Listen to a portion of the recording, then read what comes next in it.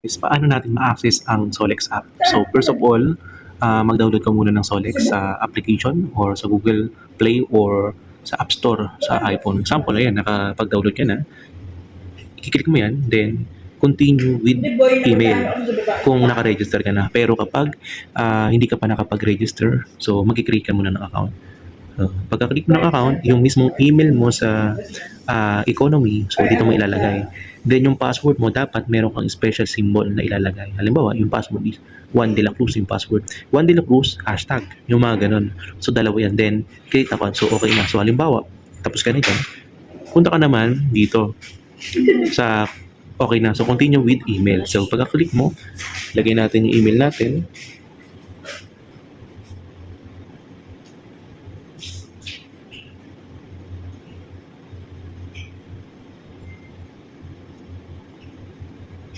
Then, mali.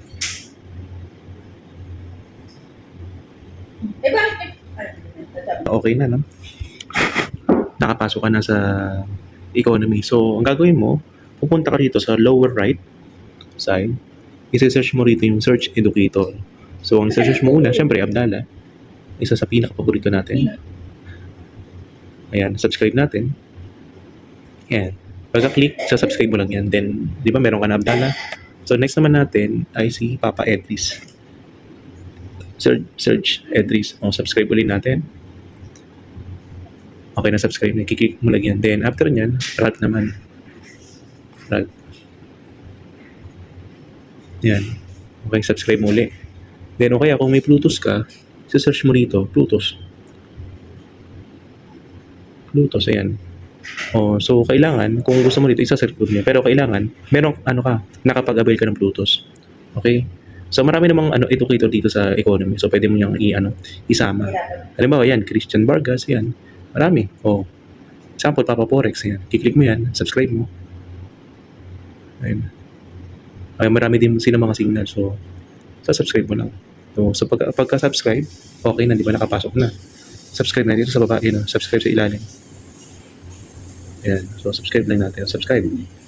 Ayan. So, ayan. Meron na. So, nakasubscribe na. So, sa lahat ng mga signal na binibigay ni Papa Forex ay makakukuha mo. Okay. So, ayan na. So, katulad nito. Naandyan na lahat.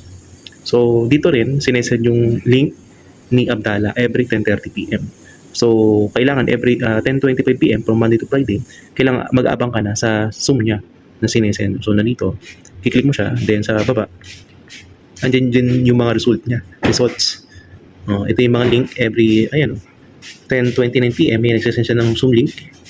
Ito yung resulta niya ng mga nakaraan. Zoom link ulit, ayan. So, pwede nyo ma-access yan. Okay? So, I hope makatulong tong video at maraming salamat. Good luck sa atin. Thank you so much.